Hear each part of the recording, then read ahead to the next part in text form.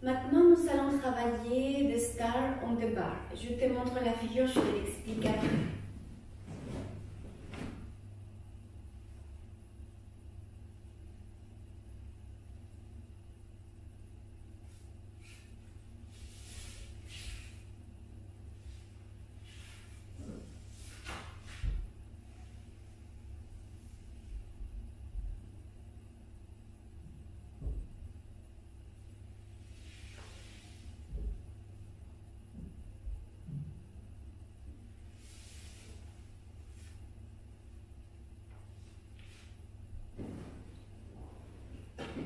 Pour travailler cette figure, nous allons commencer assis de face sur le cerceau.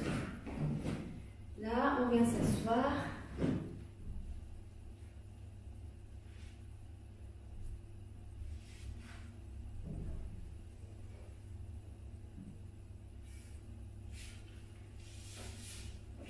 D'ici, nous allons commencer par tendre une jambe. Cette jambe, donc nous allons faire comme un ciseau pour passer dans la position. Cette jambe tendue, elle va venir partir sur le côté. Regarde, j'envoie sur le côté et je vais sortir ma fesse. Ensuite, cette jambe, je vais descendre légèrement les mains. Cette jambe, je monte vers le haut. Et ensuite, je vais envoyer la deuxième jambe et sortir ma deuxième fesse. D'ici, je pousse mes jambes contre les cerceaux et je viens pousser mon bassin vers l'arrière.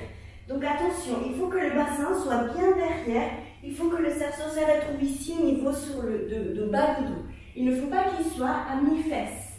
Si j'ai mes cerceaux à mi-fesse, ça risque de tomber. Là, je pousse mon bassin bien vers l'arrière pour éviter que mon bassin parte vers l'avant et je vois si je peux lâcher tout doucement les mains. Mes jambes sont bien tendues et je vais bien coller contre les cerceaux. Pour sortir de la position, je vais venir attraper les cerceaux de chaque côté de mon bassin.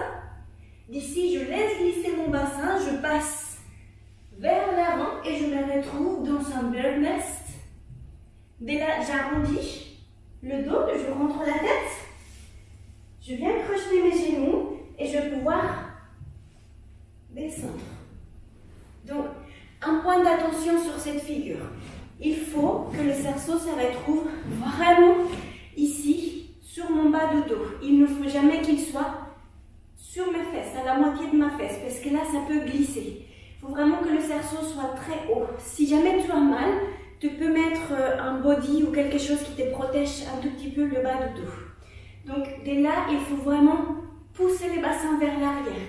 Donc, je vais me retrouver dans cette position, comme ceci, mais la tête à l'envers sur les cerceaux. Il faut vraiment que je pousse mon bassin vers l'arrière, que je cherche à combrer le dos. J'engage quand même mes abdos pour protéger mon dos et je suis là. Et si je le sens, je peux lâcher tout doucement. Mais toujours, on pousse le bassin vers l'arrière pour être sûr que le cerceau y tienne bien.